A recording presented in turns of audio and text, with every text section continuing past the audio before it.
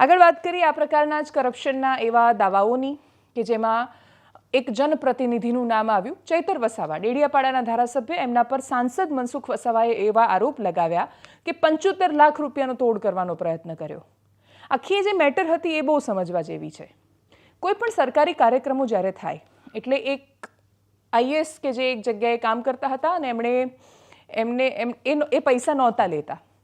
તો એ પૈસા નહોતા લેતા તો જો જમીનનો ભાવ 10 રૂપિયા બોલાતો હોય ને 10 રૂપિયામાં બધાનો હિસ્સો હોય કે ભાઈ કલેક્ટરના 3 રૂપિયા જાય છે અને બાકીના સ્ટાફના 3 જાય છે અને બાકી નેતાના આટલા જાય છે વગેરે વગેરે, જો એમ ગણાતું હોય તો જો એક કલેક્ટર પ્રામાણિક આવે છે જિલ્લામાં તો એ 10 રૂપિયાનો ભાવ ઘટીને 7 રૂપિયા થઈ જવો જોઈએ ઓટોમેટિક. પણ એ જ્યારે ભાવ ન થયો ને કલેક્ટરને પૂછાયું ત્યારે એમણે જવાબ આપ્યો કે હું એ પૈસા નથી લેતો કે લેતી કે ઘરે લઈ જતા, પણ એ પૈસા ત્યાં એટલા માટે પડ્યા રહે છે કેમ કે ઘણીવાર ખૂબ બધા સરકારી કામો એવા કરવાનું કહેવામાં આવતું હોય છે જેનું કોઈ બજેટ નથી હોતું. એટલે ઉદાહરણ તરીકે કોઈ મહેમાનો આવ્યા ને એમને એવું કહ્યું કે તમારે એમને અહીંયા રોકાવાની વ્યવસ્થા કરવાની છે, તો દરેક વખતે તમે જિલ્લાના કોઈ ઇન્ફ્લુઅન્સ કરતા માણસને ફોન કરીને અથવા હોટલના માલિકને ફોન કરીને થોડું કહેશો અને દરેક વખતે તમે એનો ઉપકાર માથા પર લો એના કરતાં એ જે પેલા 10 રૂપિયાની આવકમાં ભેગા થયેલા પૈસા છે એ રીતે તમે એને વાપરશો. એ રીતે ખૂબ બધા માણસોએ એ કરપ્શનને જસ્ટિફાઈ પણ કરેલું છે. એટલે સીધી રીતે એ માણસ એનો હિસ્સો ઘરે નથી લઈ જતું, પણ એ વ્યવસ્થા એટલા માટે બગાડવા નથી માંગતું કેમ કે પ્રામાણિક હોવું એ વ્યવસ્થા બગાડવાની સરખામણીમાં ગણાય છે.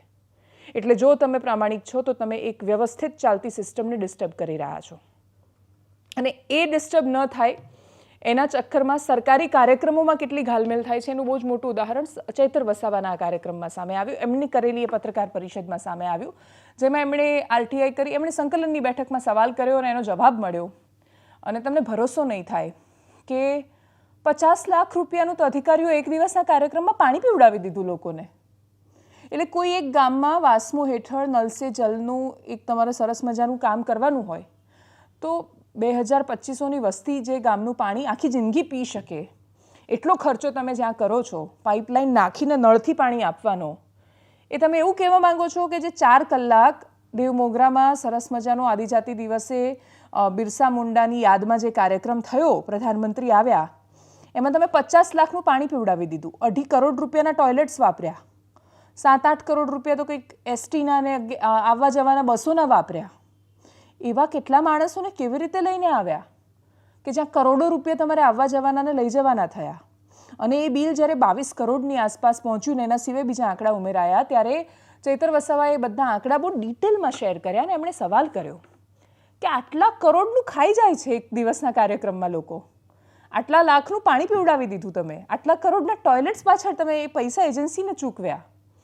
તો એક એવો વિસ્તાર, એવો જિલ્લો કે જ્યાં એટીવીટીની ગ્રાન્ટ આવે છે એ તાલુકાઓમાં, જ્યાં એ અતિશય પછાત હાલતમાં રહેતા વિસ્તારો છે, કુપોષણની સમસ્યા છે. કુપોષણના આંકડા હમણાં દેશની સંસદે રિલીઝ કર્યા અને જે કહે છે કે ગુજરાતના મોટાભાગના આદિવાસી વિસ્તારો પોષણની હાલતમાં અતિશય કથળેલી સ્થિતિમાં છે, સ્ત્રીઓ એનિમિયાનો શિકાર છે, પૂરતું ભોજન નથી મળતું.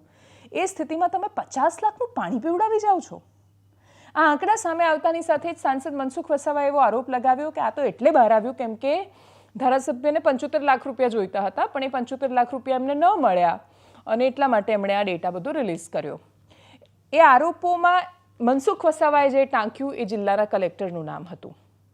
એમણે જિલ્લાના કલેક્ટરનું નામ ટાંકીને અથવા એમના પર એ રેફરન્સથી કહ્યું કે એ થકી એમને જાણકારી મળી છે. ચૈતર વસાવા ગયા કલેક્ટરની ઓફિસ, વિડીયો ચાલુ હતો, કલેક્ટરને પૂછી લીધું કે મેં તમને ફોન કરીને ક્યારે પૈસા માંગ્યા? કલેક્ટરે કહ્યું ખોટી વાત છે, નથી માંગ્યા તમે પૈસા. તેમણે કહ્યું સાંસદે આ રીતે નામ લીધું છે અને એના પછી કહ્યું કે સાંસદ માફી માંગે અને કાં તો હું માનહાનિનો દાવો કરીશ.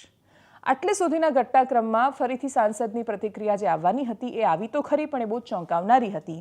માફી માંગવાનો સવાલ તો બનતો નહોતો કેમ કે મનસુખ વસાવા છે, 6 ટર્મથી લગભગ સાંસદ છે, 7મી ટર્મ હશે અને એમાં મનસુખ વસાવાએ કહી દીધું કે જો મને આમાં પાર્ટી મદદ નહીં કરે તો હું પાર્ટી છોડી દઈશ. એટલે સાંસદે ભારતીય જનતા પાર્ટી છોડી દેવાની ધમકી આપી દીધી. ચૈતર વસાવાનો વિડીયો જોઈએ જેમાં એ કલેક્ટર પાસે ગયા, કલેક્ટરે એમને જવાબ આપ્યો, એના પછી એમની પ્રતિક્રિયા, મનસુખ વસાવાએ શું કહ્યું એમને સાંભળીએ. શું સાહેબ, આપ જિલ્લાના વહીવટી વડા છો ને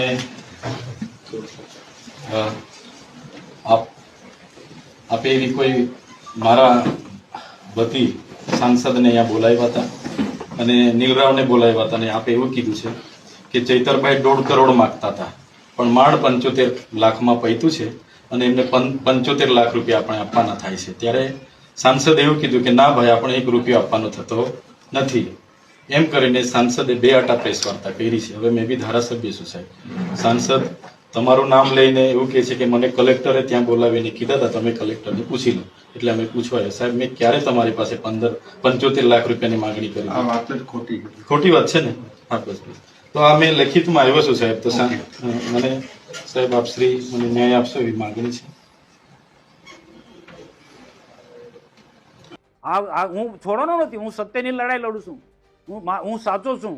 હવે સાચો કલેક્ટર છે, કાર્યપાલક ઇજનેર મોદી સાચો છે કે ચૈતર વસાવા સાચો છે, હવે તપાસનો વિષય છે. હવે જે મેં જોયું એમનું નિવેદન જોયું, કલેક્ટર કેમ આવું બોલે છે, કંઈક ને કંઈક મને લાગે છે કારણ હશે. એ મારે જાણવું કે કલેક્ટર બિલકુલ ઘસીને ના પાડે છે. કલેક્ટરનો આખો તમે જુઓ, હાવભાવ તમે જો, કલેક્ટર આ રીતના દબાઈ છે કેમ, હું પૂછું છું.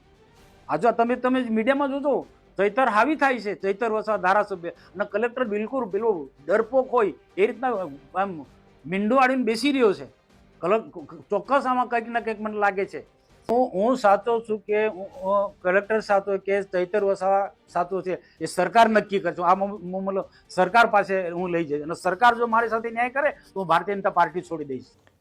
હવે આખા ઘટનાક્રમમાં ચૈતર વસાવાએ 75 લાખ રૂપિયા લીધા છે કે નહીં, કલેક્ટર કેમ ના પાડે છે, મનસુખ વસાવા ભાજપમાં જ રહેશે કે ભાજપ છોડી દેશે, એ પ્રકારની બધી હેડલાઇનની વચ્ચે એ વાતનો જવાબ કોઈની પાસે નથી કે અલા તમે 50 લાખનું પાણી કોને પીવડાવ્યું?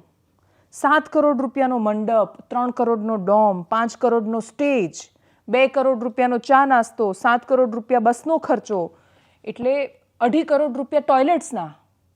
આમાં તો ખરેખર સાચા શૌચાલય બીજા 1000 ઘરમાં બની જાય. 2.5 કરોડ રૂપિયા તમે અડધા દિવસના કાર્યક્રમમાં મોબાઈલ ટોયલેટના ચૂકવી રહ્યા છો. એટલે માહિતી ખાતા સિવાય ઓલમોસ્ટ કોઈનો ખર્ચ એવો નહોતો કે જે જસ્ટિફાય એવો થાય એવો હતો. જેટલી પ્રાઇવેટ એજન્સીઝને પૈસા ચૂકવવામાં આવ્યા, જે રિઝોર્ટમાં અધિકારીઓને રાખવામાં આવ્યા ને એના પૈસા ચૂકવવામાં આવ્યા, એ તમે આંકડા જુઓ તો મગજ કામ ન કરે.